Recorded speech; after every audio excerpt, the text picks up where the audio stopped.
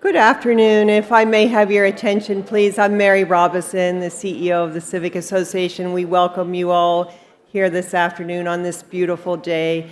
And also, most importantly, we thank you for your amazing support this season as leaders of the Civic Association in your category of giving for this signature series. We have a wonderful program today to present to you. Our guest speaker today is General Paul Nakasone, a retired four-star general in the United States Army who served as commander of the United States Cyber Command and director of the National Security Agency. General Nakasone currently serves as a founding director of Vanderbilt University's Institute of National Security. And today, General Nakasone will be interviewed by our Treasurer and Executive Committee member, Michael Ainsley, and Michael has been a director with us for 26 years now. So we have a wonderful program in store for you. And of course, the topic will be cybersecurity. And with us this morning are students and faculty members from the Green School. And I'm going to ask the students to please join me on the stage, as well as General Nakasone and our Mayor Moore to lead us through the Pledge of Allegiance, please. Pledge allegiance to the flag of the United States of America and to the republic for which it stands, one nation, under God, indivisible, with liberty and justice for all. Thank you. Let's give our students a round of applause for our next generation. And also now, a few words from our mayor, Mayor Danielle Moore. What a nice crowd today. I must admit, I'm joyful this morning and proud of my partner in crime, Mr. Crampton. Congratulations for a great race, Mr. Crampton.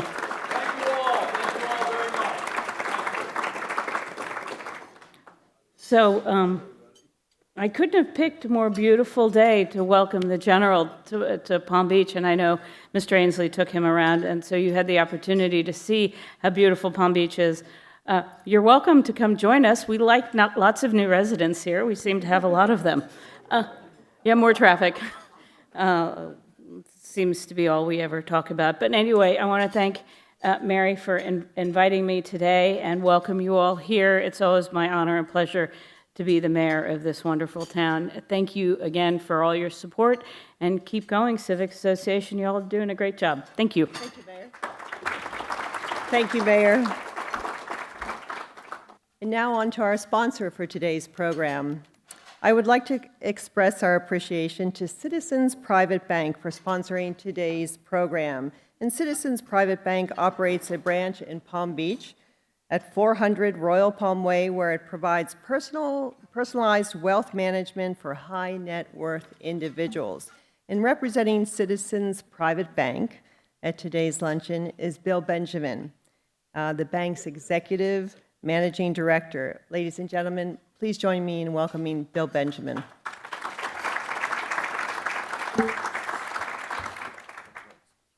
Thank you, Mary. Good afternoon, everyone. I'm Bill Benjamin, Executive Managing Director with Citizens Private Bank. It's a pleasure to welcome you and an honor for us to sponsor the Signature Series with the Palm Beach Civic Association. Joining me today from Citizens are my teammates James Meany, Jordan Kimmy, Nancy Mayo, and Ashley Gluhanich.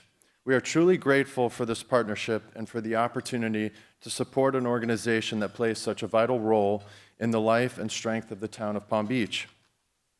For nearly a century, the Civic Association has served as a cornerstone for this community, promoting civic responsibility, fostering engagement, and safeguarding the well-being and character of Palm Beach. Its commitment to informed dialogue and responsible leadership is part of what makes this town so exceptional. At Citizens Private Bank, one of our core missions is to serve as a trusted partner to individuals and institutions that help our communities thrive. As we continue to grow our initiatives in Palm Beach, having the partnership of an organization as respected and impactful as the Civic Association is both meaningful and deeply appreciated. It reinforces our belief that communities are built through strong relationships, and we are proud to stand alongside you in this regard. Thank you for welcoming us. Thank you for the opportunity to play a role in this community, and thank you for allowing Citizens Private Bank to be a part of this event today. Sure. And Bill, on behalf of the members and directors of the Palm Beach Civic Association, we thank you, and James, for your sponsorship, and we do have a gift for you. And again, thank you for your wonderful commitment. Appreciate it. Thanks very much. Thank you.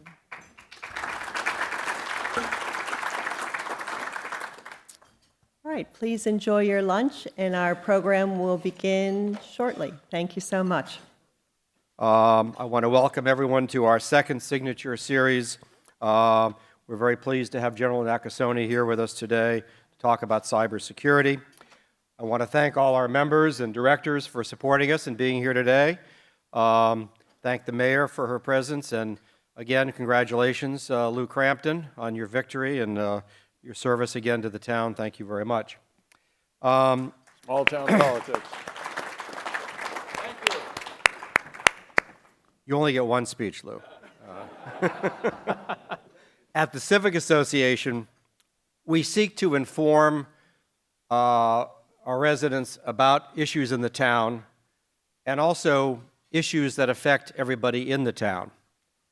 Today's issue is certainly one of those issues that affects everyone in this room, and cybersecurity is an issue that, if you're not thinking about it, you probably should be. As I suspect we will hear from our guest today. It's an important topic, and it's our pleasure to have General Nakasone here. And I'm going to turn the program over to our treasurer, Michael Ainsley, who will start the conversation with our guest today. Thank you. Thank you, Michael. General Nakasone, welcome to Palm Beach. As Mary Robeson has said, you have had an incredibly distinguished career. You grew up in a small town in Minnesota, believe it or not, White Bear Lake. Had any of you ever heard of it? Two of you have. You attended St. John's University in Minnesota, receiving your military commission through the ROTC. And then you had graduate degrees at the Army War College, the National Defense Intelligence College, and the University of Southern California. In your 37-year Army career, you had leadership roles in intelligence, cybersecurity, joint military operations. You really covered the gamut. From 2016 to 18, you were commander of the U.S. Army Cyber Command. And from 2018 to 24, you led both the National Security Agency and the U.S. Cyber Command.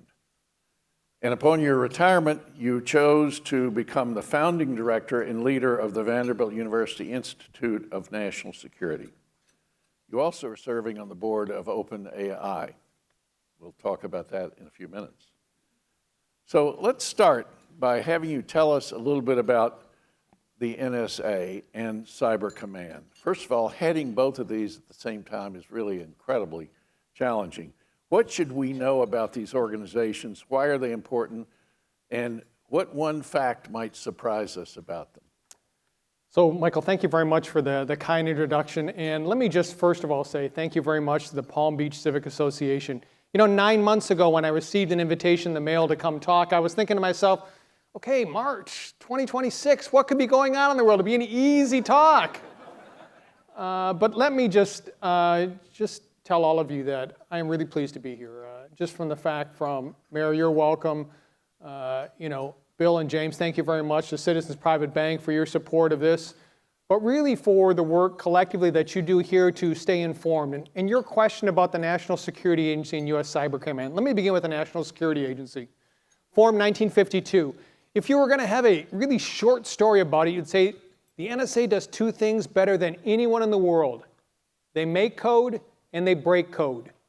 Make code. All of the most sensitive communications in the United States military, our diplomatic service, any of our elected officials, all of those algorithms designed by the National Security Agency.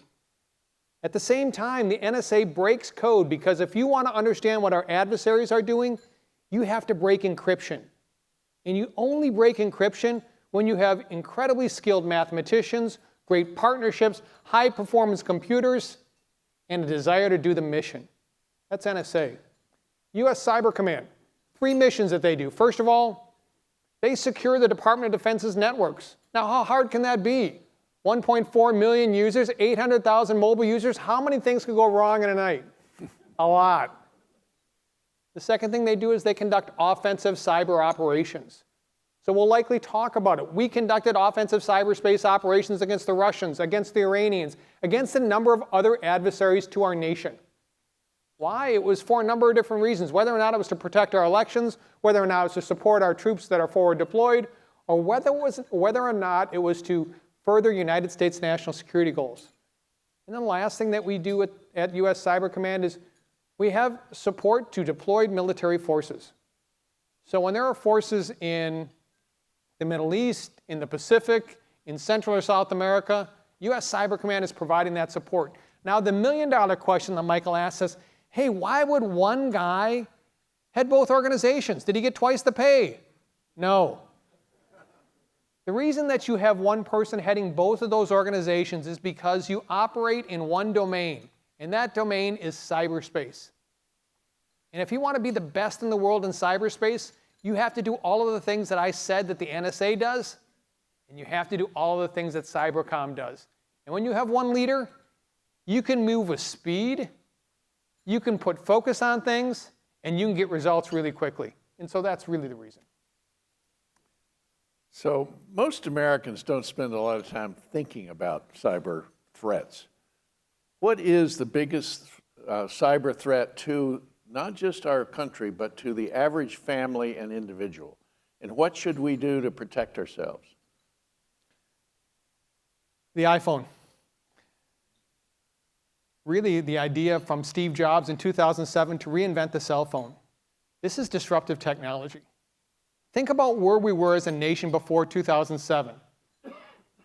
We communicate differently today, we bank differently, we shop differently, we utilize these phones for a million purposes that we never did before 2007. The answer to the question is, cybersecurity begins with you, and it begins with this device here. And so you'd say, well, what should I be doing? Well, let's begin with the first thing that you should probably be doing is looking at your operating system. So there's an operating system on Apple phones, there's an operating system on Android phones. You should be checking to see if they're updated. So that's thing one. The second thing is passwords. Okay, for the guy that was responsible for making all the passwords for the national security of the United States, I would tell you that I'm a big believer in passwords. And not password 1, 2, 3, 4. What you have to do is you have to have strong passwords. And you have to have different passwords. This morning on the flight down from Washington, D.C., I counted how many sites that I normally touch in a day, and it's about 37 different sites. Do it for yourself. Think about how many different sites you touch. Okay, that's my banking, that's my shopping, that's my communicating. 37 different passwords. All at least 12 digits long, all with numbers and upper and lowercase and symbols in there to make sure that I'm a really hard target. Now you'd say, Paul, how can you do that? I can do that because I'm a password manager. So my third point is you should all have password managers. And then the final point is, hey, this device, every single morning, you should turn this device off for about a minute and then turn it back on. You should recycle your phone every single day. And you say, well, why would you do that? Because when you take a look at these phones, there's cache memory. In the cache memory is normally where adversaries like to put their malware. And guess what? When you turn that off, that makes your phone recycle. The adversaries lose all of their capabilities in cache. It's like you're making yourself a harder target. Are you an impossible target? No. But you don't have to be the fastest gazelle in the forest. You just can't be the slowest one. And those four things, I would tell you, Michael, are really where it begins with regards to cybersecurity. And I wholly agree with you. We can talk about cybersecurity of the nation. I'm a big believer in making sure that we're much more resilient than we are. But it begins, first of all, with you. So someone told me this recently, and I like your reaction, that every family should have a secret password because there will come a time where somebody will call you on your phone and act like they're your daughter needing money or needing out of jail or something, and that it may well be an AI generated a fake identity. And that having a secret password as a family is a good way to either ask the person, what's our password, or use the password and have them repeat it. Is that a good idea? It's a fantastic idea. Each year we lose over $1 billion in these type of scams to different hackers that are preying upon, a lot of times, parents or grandparents or even kids saying, hey, your brother has been taken into custody, and we need you to wire a certain amount of money to this site to make sure that he can be released in time before darkness. I mean, it plays on your worst fears. But what Michael is talking about really prevents artificial intelligence, deep fakes, voice recognition that's being used today to mimic young people. And all you have to say is, hey, who's your favorite baseball player? Or what's your favorite food? And having that response, that's almost foolproof to these type of scams. And so as you think about that, again, it's another way that you can think about protecting yourself in cyberspace going forward. So the next question is the obvious one. What is the biggest cyber risk to our country? We've got water systems, electrical systems, financial systems, elections, on and on and on. Where are we most vulnerable? If I take a step back, as we think about the adversaries that we as a nation face today, you could begin with any of the adversaries and say, hey, there are really significant challenges. You know, I would tell you that when I look at the adversaries today, the number one adversary is China, no doubt. Second is Russia. Third is likely North Korea or Iran. And then the last one is a series of hacktivists and criminals. When I think about the greatest concern I have with our nation today, it really rests with two different intrusions that are continuingly unsolved by our nation. One of them is the fact that we know the Chinese are in our critical infrastructure. Okay, they have put malware and different type of abilities to be able to activate at a time and place of their choosing. So whether or not that's finance or water or electricity or energy, that's what the Chinese have done. We call it an intrusion set called Volt Typhoon. We've known about it for about 3 years. The other one is an intrusion set called Salt Typhoon, which is in our 9 major IT providers, information technology providers, the communications providers for the nation. So really any unencrypted calls that are being placed today, there's a capability for the Chinese right now to listen to them. And we had seen some of this reporting with regards to the elections in 2024. And it's clear that, that these two intrusion sets still exist there, and we have to do something about them. So when you retired from the military, you could have done anything or nothing. You chose to go to the Vanderbilt Institute of National Security and be the founding director. What are the goals of the Institute, and what attracted you to go there? Well, let me start with the latter. So I'm the son of 2 educators, and they taught in both high school and community college, and I knew that sometime in my life I was going to have an opportunity to teach. I liked being able to, to communicate ideas. I thought maybe one day I would go back and teach somewhere. I didn't expect it month 2 after I retired. And the reason I went to Vanderbilt is the Chancellor of Vanderbilt, Daniel Diermeyer, called me on the phone and said, hey, Paul, we'd like to have you come start this institute. And I'm not a Vanderbilt graduate. I'd only been to Tennessee 2 times. And I was really surprised that he was calling me. And I said, Chancellor, I really like retirement. I'm going to take some time off. He says, why don't you come down here for a week? Oh, and bring your wife.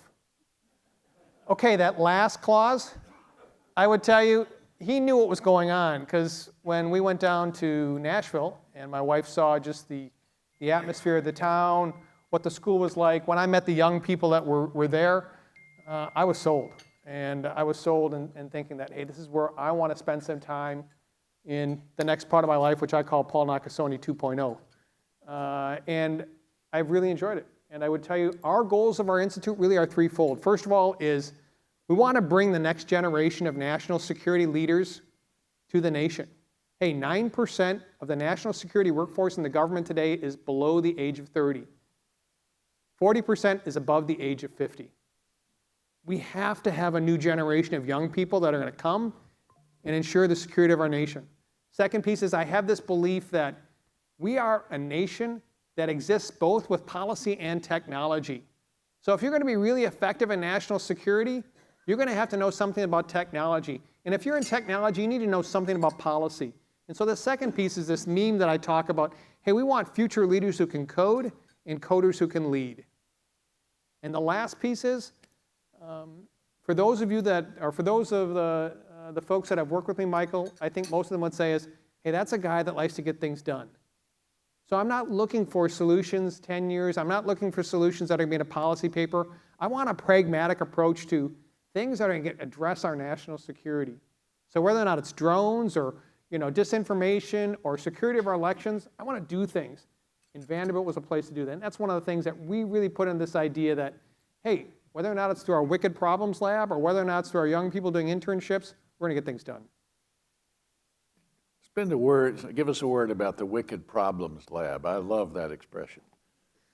So one of my colleagues coined the term, and I told him he probably should have that patented just because, or copyrighted, just because it's such a great description of what we're trying to do. We're going to take problems. Let me give you an example of a problem. Hey, we know that, the water for most of the towns in America is provided by a municipality. A lot of times the municipality is running on a very, very razor-edge budget. And so they probably don't have a lot of extra money for cybersecurity. Wouldn't it be neat if we could design a series of hardware and software that we could put into the municipality to monitor what was going on their networks, bring it back to a series of computers at Vanderbilt, use our large language models and say, hey, there's an anomaly here. You should go check what's going on here. And if we could scale that, that's an example of a problem that we're dealing with at the Wicked Problems Lab. Let's take a small amount of money. Let's see if we can have a big return on investment. Thank you. You were the key architect of our U.S. cyber strategy, and you used a strategy which you called persistent engagement. What does that mean? So I was a child of the Cold War. Like, as I see around here, a demographic that looks very, very familiar to me, that you understand that idea of the Cold War when we had deterrence. And we had an ability to say, hey, we have the capability to ensure that you shouldn't attack our nation. That doesn't necessarily work in cyberspace. And why is that?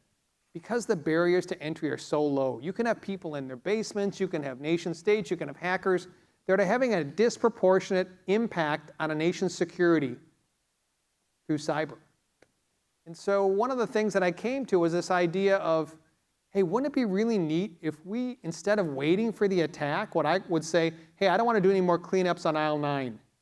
Okay, I had a lot of those when people would say, oh, we had an intrusion in our network and they just stole all of our intellectual property and they stole our identities. I said, why are we waiting to do that? Why don't we go forward into a number of different nations and look in their networks and say, hey, do you want to work with us? Do you want to work and search for adversaries in your network? And if we find them, we'll share all that information with you. And the big piece, not only will we share the information with you, but we'll share it with the private sector. And the private sector that has so much capability today could say, oh, this is a Russian threat. This is the first time we've seen it. This is how you, develop a signature to it. This is an antidote we could use for it.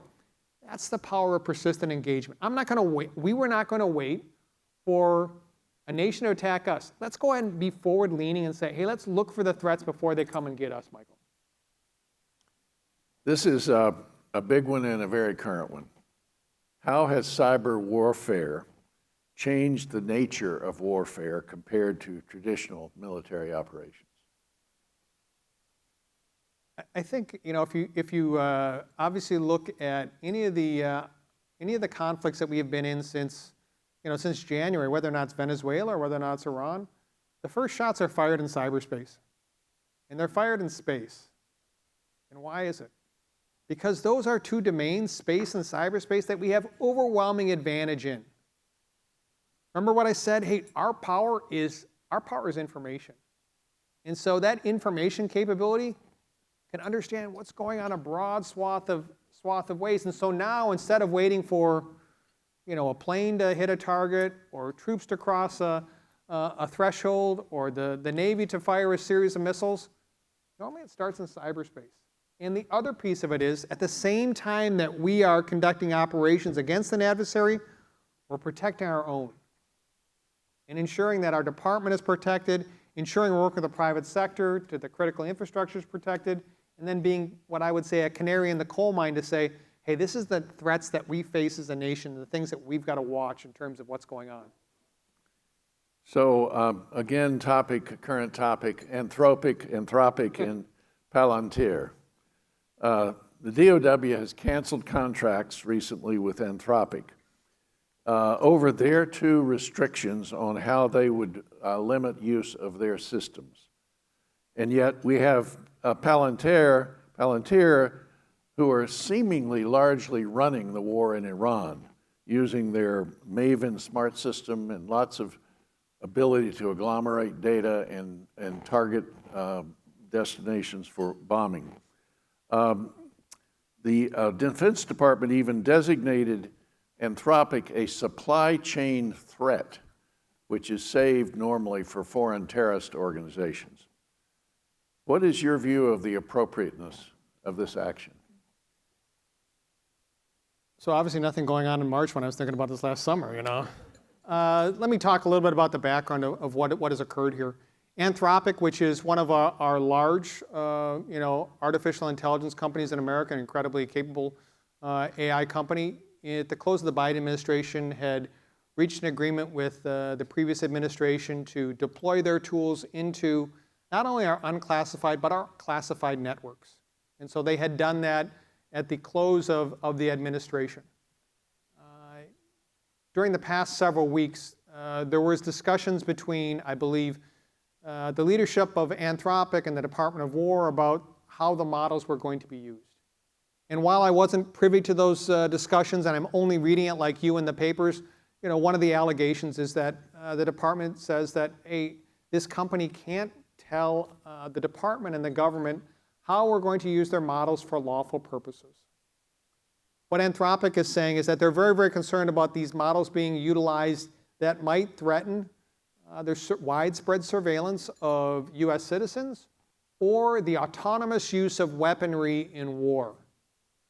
So there's a problem there, and I don't know what what side has said what or what actually occurred in the discussions, but that's where we're at leading up to about a week and a half ago. My concern, as I think a number of people have stated, we need to resolve this. We need to resolve the concern between a really leading artificial intelligence firm that's doing a lot of work today for our forces in contact and the Department of War. I publicly stated, as is our CEO, Sam Altman, that I don't think the supply chain moniker is an effective way of doing this. This is not something that, I don't think anyone would say that Anthropic is a supply chain risk to the United States. But I think the bigger issue, Michael, is we've got to resolve this because we need to have a lot of artificial intelligence companies that are going to be providing support to our nation for our national security. You've talked about radical partnerships between government, private sector, and academia. What does the government need to do differently, and what does the private sector need to do differently to actuate these private partnerships? I'm often asked, hey, Paul, what surprises you now that you've retired after spending so much time in the Army? One of the things that really has surprised me when I left service was how much cutting-edge technology is being done in the private sector today. I ran an organization, the National Security Agency, that was truly cutting edge. I mean, for decades, we had done all of our work. But what I had realized coming out is that we really need to specialize in what we do best. And coming back to what I told you at the beginning, make code and break code. We should do everything that has to do with those two things. Everything else, I bet you the private sector can do it as well as we can. And that's what really has surprised me. And so my comments on radical partnership begin with this idea of, hey, we should play to our competitive advantages. What do you do better than anyone else? And do that, and everything else, we should look for a series of partners that can help us. So what does the government do that is incredibly useful? Well, I would tell you one of the things that's incredibly useful is the intelligence that we collect. As someone that ran the National Security Agency, we collect the best intelligence in the world. And to your question, Michael, one of the things I think we have to do as a government is think, how do we actually release that more timely to the private sector and to our citizens to make that of use? Can I share a story? Sure. Okay. In the fall of 2021, as we were getting ready for what we thought was going to be an invasion of Ukraine, the National Security Agency, along with other elements of the U.S. intelligence community, had done incredible work against Russia. We knew everything they were going to do. It's amazing. And the majority of that work was conducted by NSA. And so in the fall of 2021, there were a series of meetings, and there was a decision made by the president that we were going to release a lot of that intelligence. Now, if I can give you just a bit of a snapshot of the National Security Agency, when I left that meeting at the White House to go back to talk to our senior Russia analysts, I said something like this: hey, great news. The President, the Secretary of Defense, the Director of National Intelligence, they love our collection. They think it's amazing. In fact, it's so good, the President wants us to release it to the world. Okay, it was just like right now. It was just dead quiet. And everyone is looking at me. All these analysts that have had multiple years of experience are looking at me with daggers in their eyes. I was like, hold on a second now. Let's think about this. Now, if we can release this intelligence, protect our sources and methods, it's going to knock the Russians off their game. It's going to build credibility with the American public and our allies, and it's going to help the Ukrainian people. Isn't that in the national security interest? Okay, the response was just about like this right now. But I will tell you a secret. Don't tell anyone this. But at the National Security Agency, the director gets 51% of the vote. So you can guess which way the decision went. And we released that intelligence. And it was published, throughout the New York Times, and it was told to our allies, and a lot of that was spot on true. And so you come back to me, it's like, what should the government? They should be doing more of that. In building credibility with the public, knocking our adversaries off their perch, and then building confidence with our allies and partners. And for the private sector, I think the private sector has to realize that there is a close partnership that they should have with the government, right? That there is a best interest in terms of what they do and what we do as the government in our national interest. And so I think there has to be a much closer relationship than we have today. About 3 weeks ago, there was a conference at the Norton Museum of the defense industry, the government, and academia. And Paul spoke. I was there. Several of you were in attendance. 400 leaders of the defense industry gathered, and it was absolutely incredible to hear some of the technology, some of the initiatives, some of the partnerships, the radical, what Diermeyer uses a term called radical collaboration. I love it. And that's what you're talking about, is getting information out, letting it be used. Is there follow-up to that in that direction? Do you think that's becoming more accepted? Every single day, I think it is. I think, as many of you know, as business leaders here in the audience, the most difficult thing is not the technology. The most difficult thing is the culture. How do you build a culture? How do you break down the walls that existed before? How do you really train a workforce to say, hey, it's in our best interest that we're going to do this?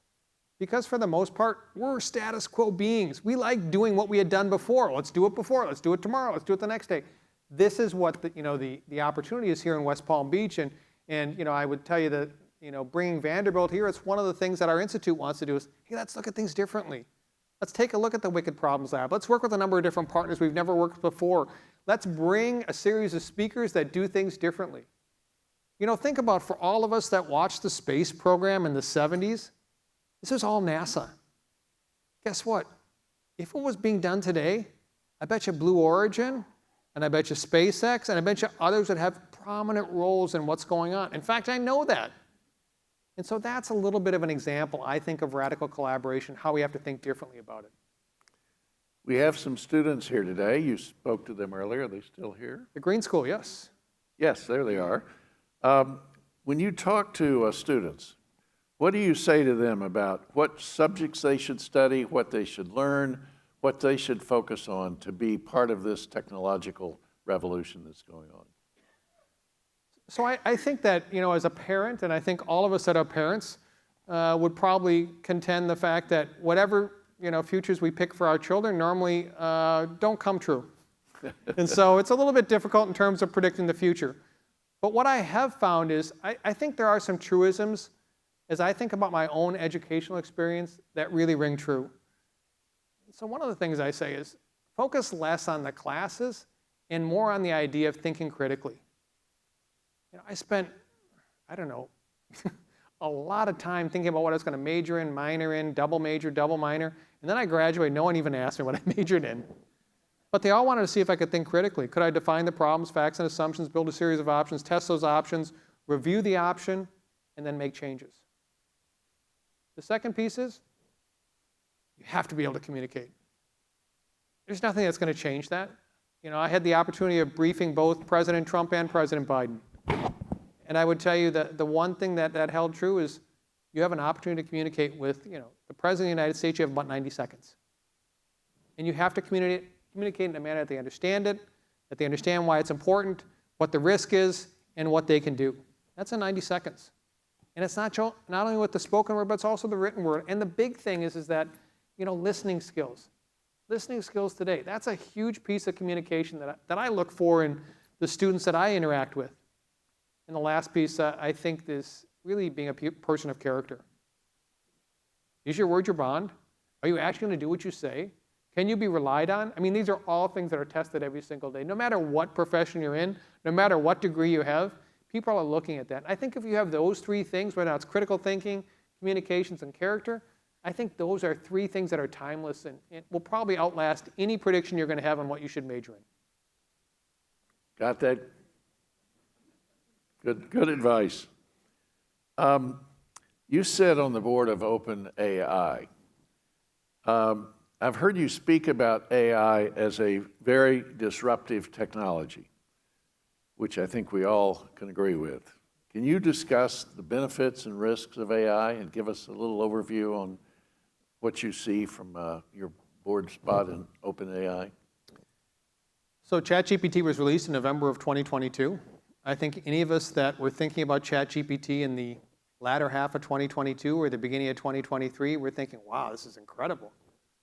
In November of 2022, we probably had 800 users. Today, we have about 800 million weekly active users that are utilizing this technology.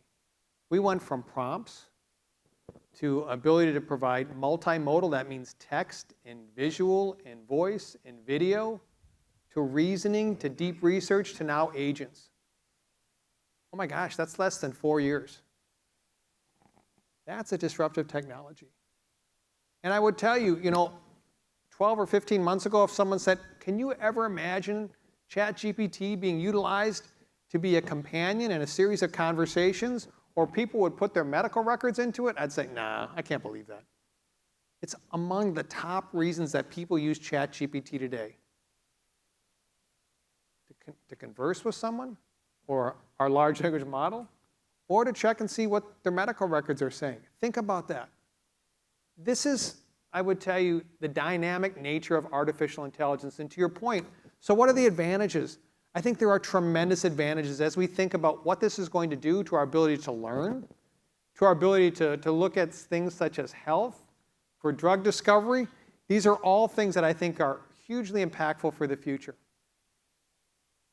What are the downsides? I think that anyone that's looked at this is, there is a concern about, is this going to be able to be, safely utilized by the public? Are there going to be safeguards in terms of being able to utilize this model? Are there going to be an ability to address the possible job loss that's going to come from what artificial intelligence is? And how do we react to that? Those are some of the downsides. But I think, in general, what I would share with you is that I have this firm belief that those that have AI are going to outperform those that don't have AI. And so we have to figure out as a nation how we're going to do that safely and securely. One more question I have, and then we'll open it up for a few questions from you all. Before we go to that audience questions, looking ahead 10, 15, 20 years, what will truly solidify strategic advantage for the U.S. beyond AI? And what do we need to get right in this next generation to still be the leader of the free world? And are you optimistic about achieving that? Some people would tell me that after I get done speaking, they feel like a little sad or dour after I get done talking. It's like, I can hardly believe that because I'm such a positive person. What I would tell you is that there are tremendous challenges that we face in national security today. But if you were going to deal me a deck of cards and a hand to play in poker against all the other nations in the world, I'd like to play our cards. I firmly believe that. I believe that we're a nation of innovation. I believe that we're a nation of talent. I believe that we're a nation that has incredible fiscal capabilities. But I would also tell you that that comes with our ability to reinvent ourselves. And so in the next 10 or 15 years, I think America's going to reinvent themselves. And I've seen this before, right? It was the Civil War, or it was, after World War II, or it was, after, 9/11. We've always had a tradition of reinventing ourselves. I think that the United States is going to reinvent itself in the next several years in terms of how we're going to use this technology, how we're going to develop our talent, how we're going to think about our threats differently. And so for all of that, I think it's incumbent upon us to, first of all, focus on what really is the strength of our nation. The strength of our nation are things like our ability to innovate, our ability to educate, our ability to develop talent, our ability to have a series of different partners. Those are things that our nation does exceptionally well. It's my hope that we continue to do that well, Michael. Thank you. Can Ruben? Two-part please. Our intelligence community is going to allow us innocent or missing in some way WMD problem in Iraq. What went wrong? Did that happen? Yeah, that's the first part. The second part is we talked a lot about defense and protecting our water supply. It's again, let's listen. What tools do we have to turn that around on our adversaries? So I have to very. So two-part question. The first part was, hey, why did the United States intelligence community miss weapons of mass destruction? I think it's endemic of a number of different intelligence organizations. You can make mistakes. And I think our mistakes were the fact that our assumptions weren't that good and we didn't test our assumptions. We thought that this was going to occur. We thought Saddam was doing this. We thought there were a series of different labs. And we really didn't test those assumptions. Guess what? Nations do that all the time, particularly really, really good intelligence services. Look at Israel on 7 October. They missed it as well. So I think the answer to your question, sir, is, first of all, is that instead of thinking that we're always going to get it right, what we need to do is have a series of vigilance. We've always got to be vigilant that this can happen to us as well. And the second part of your question with regards to offensive capabilities. So we do have offensive capabilities, and we have an ability to do some of the things that, to conduct a series of attacks, as the press has reported, to turn off the lights, as happened in Venezuela. But I think the more important thing is that it's not just the offensive capabilities. We have a capability to have diplomatic power and ground military power and economic power. It's the whole totality of what the United States can do, not just the fact that we have offensive capabilities. I just had a question. You talked about the mission of the NSA, make code, break code. How does the intelligence community view AI as both an opportunity in that mission and as a threat? Yeah, I think that, as we take a look at it, when I first saw ChatGPT, I was like, this is going to remake the way that we do intelligence. And so I think there's great opportunity that we see out there. And we see the fact that, wow, we can take so much more information and find the needle in a very, very big haystack. At the same time, though, we understand that, wow, these models can be used for disinformation. They can be used by our adversaries to garner information about ourselves. It can be used for an ability to put things together that no one else would see. And so, there's always a balance of this here. But again, I come back to my last statement. I think those that, that possess AI are going to outperform those that don't. We have to figure out how we do it safely and securely. They would do anything that was legal as far as putting artificial intelligence in weapon systems and the surveillance of people.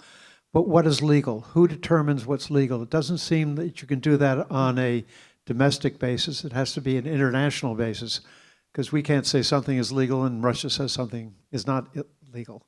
And do we know enough in order to make those guidelines? So I can address the surveillance, the widespread surveillance of the U.S. There are laws that we abide by. Executive Order 12333, the Foreign Intelligence Surveillance Act, a series of DoD regulations. There is a lot of baseline in terms of what determines legality in terms of our operations.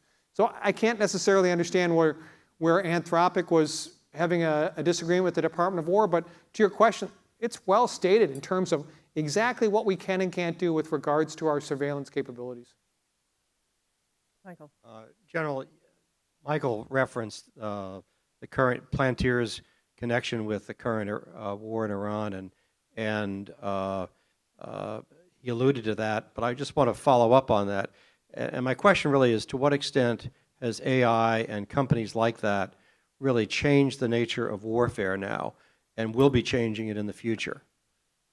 I think the character of warfare has changed dramatically, and it's based upon the types of companies that we're seeing like Palantir and Anduril and others that have figured out how to do this so much cheaper. And I look at just the fact that a company like Starlink is providing communications around the world today.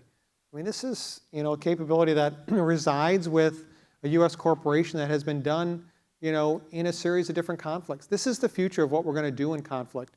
And so I think the question becomes okay, so how do we harness this, and how do we understand it? How do we do this to make sure that it comports with our values and our laws? I think there's a question back at the Green School there. Right, from the Green School, please. Hi. How did you know that you wanted to pursue cybersecurity? And also, how did you start when you knew that you wanted to do it? I'm sorry, your first name? Karina. Hi, Karina. So like much of my life, I didn't necessarily know it.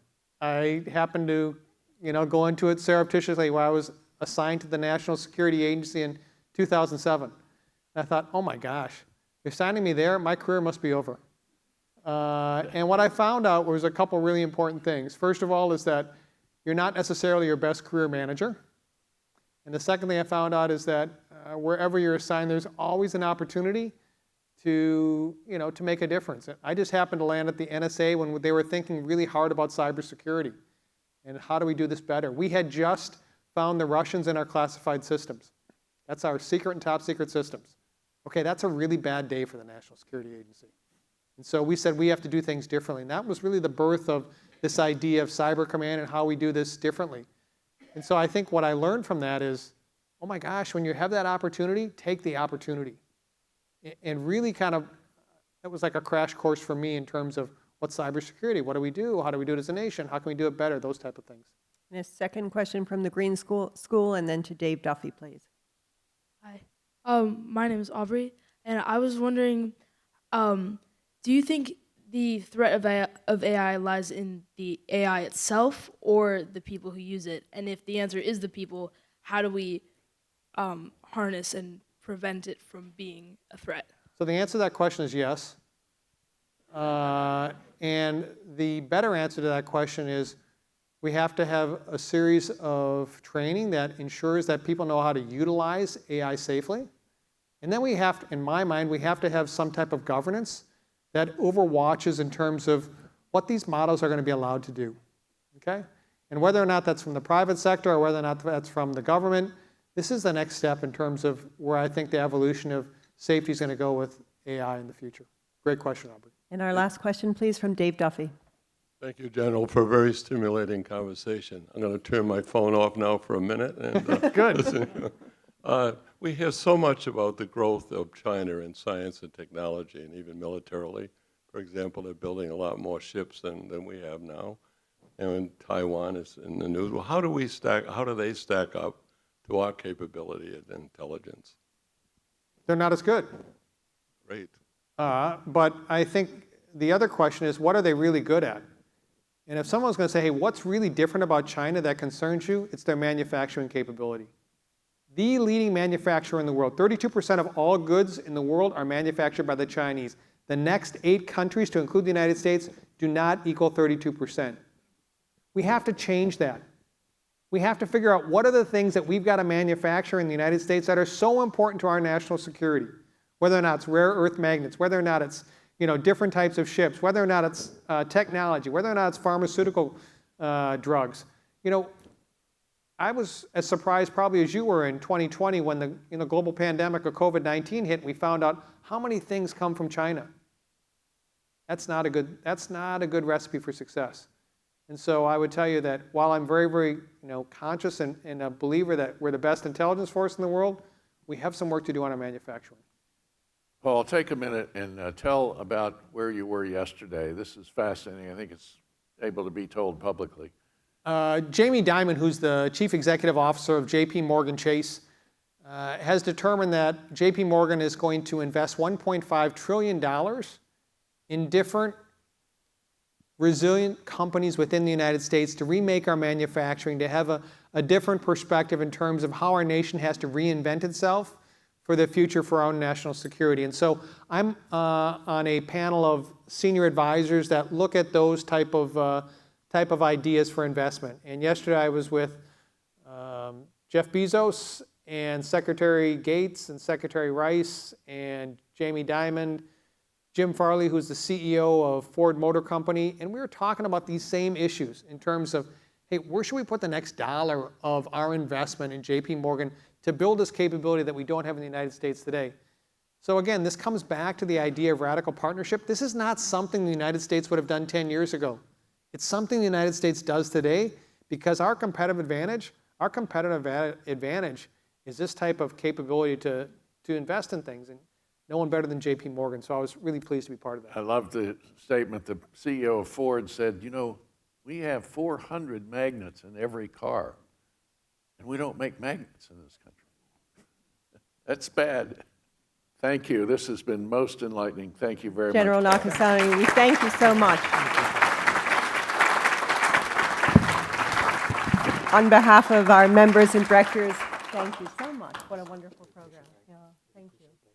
And also a very special thanks to our sponsor for this afternoon, to James Meany, to Bill Benjamin, to your team at Citizens Private Bank. We thank you. Have a great afternoon. Thank you so much.